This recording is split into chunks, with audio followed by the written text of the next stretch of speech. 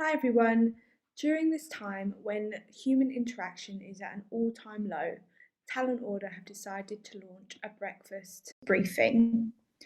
This will be asking key questions to industry leaders each week about current things in a way for us all to stay connected and hopefully share some knowledge. This week, I'm joined by Mike Loginov, an expert in all things cyber, and the theme is the role of the cybersecurity executive in the current climate. So, Mike, thank you for joining us. How are you reacting to the current global climate?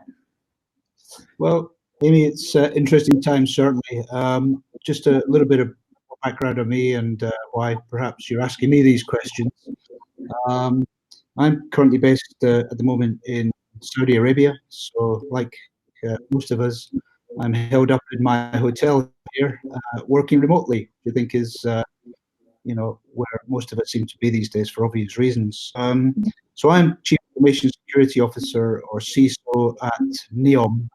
NEOM is a bold and audacious vision that we're all working as a large team on out here.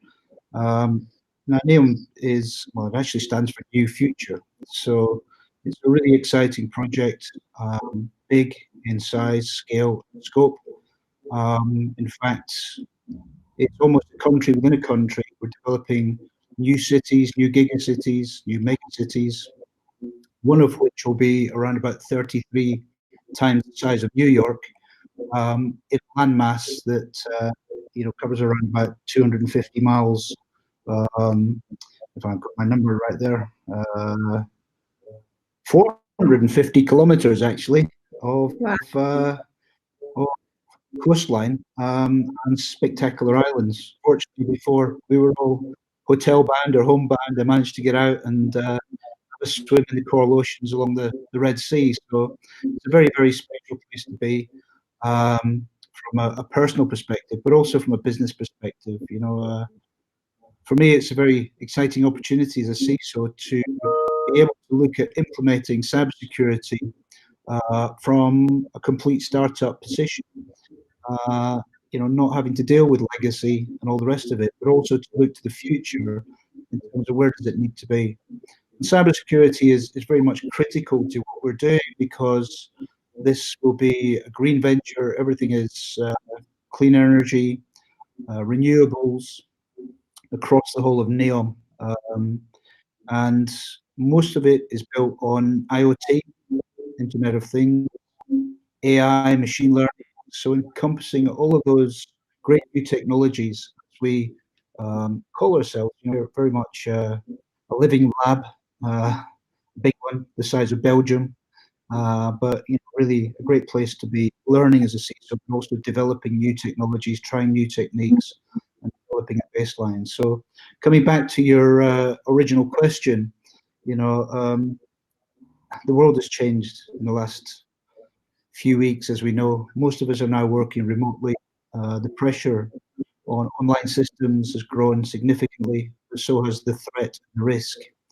We've seen quite a bit of increasing activity from ransomware type attacks, and lots of malware that's being deployed using COVID-19, for example, as a mask to trick people into clicking on things. So I think we all have to be so much more vigilant working at home, and just being extra careful that we're not clicking on things that cause more havoc.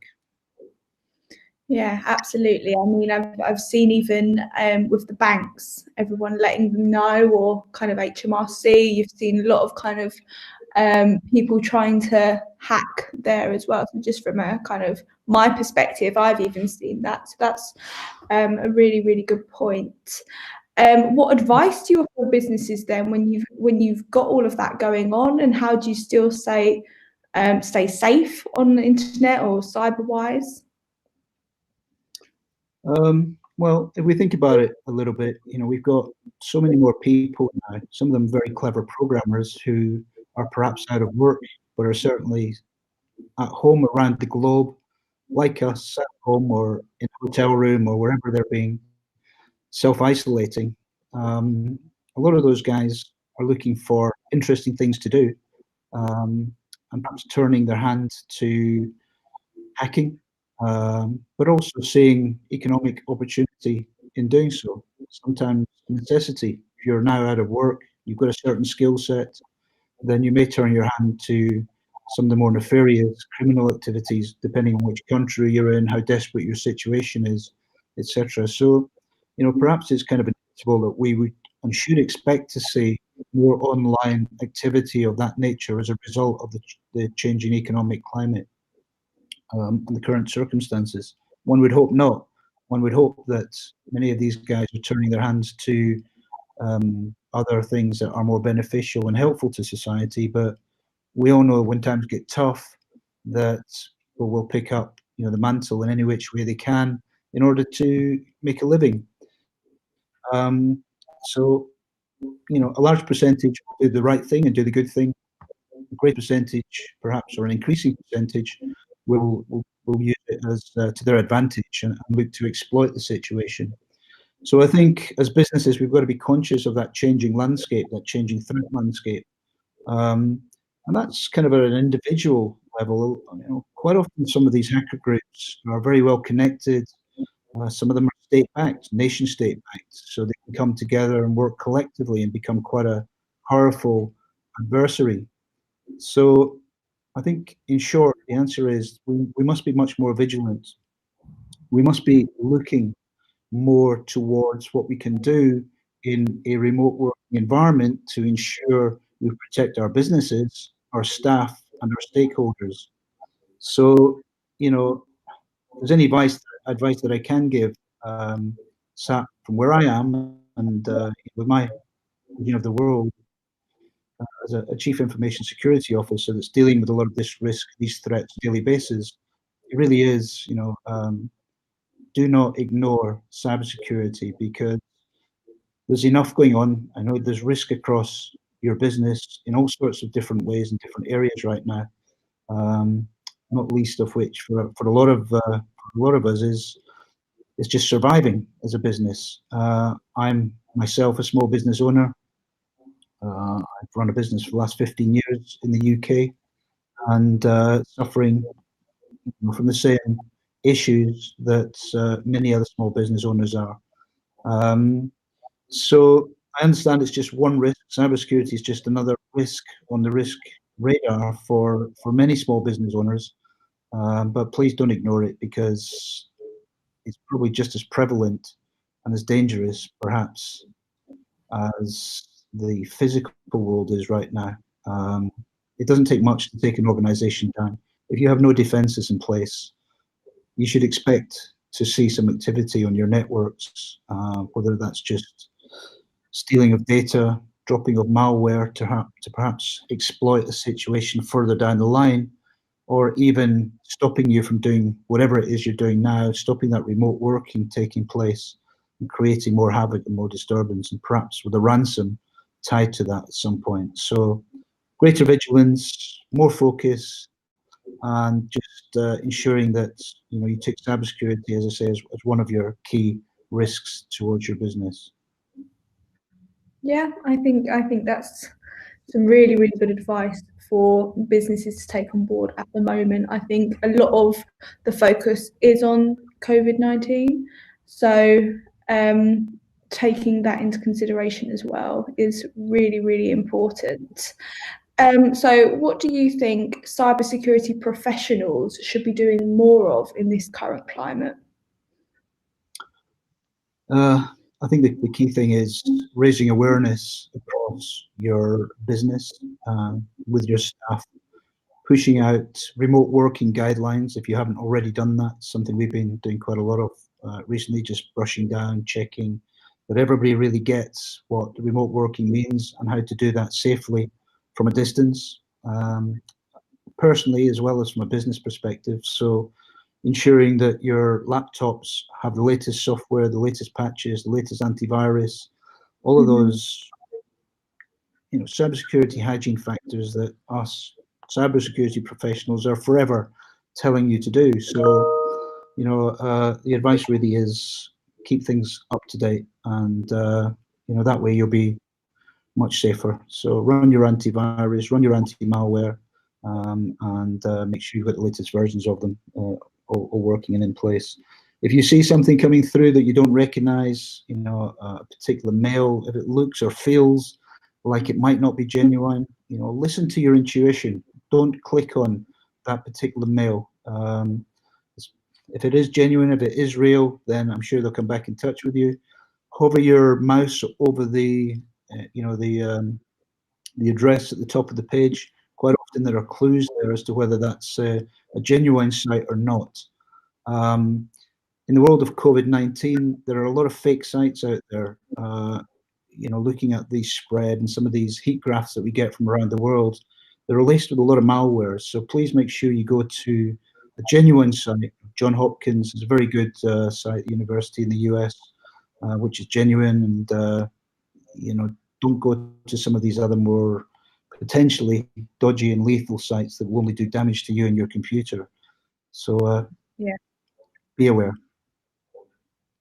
Okay, and my last question for you really is, when we recover, how do you think the current situation will affect the cybersecurity market? Well, that's a big question, isn't it? From my perspective, hopefully it will again just raise the perception and the needs and the urgency and the importance of what it is the cybersecurity industry does and why it does it. We are becoming more and more interconnected, and if we haven't learned that lesson from the current situation, then I don't know if we ever will.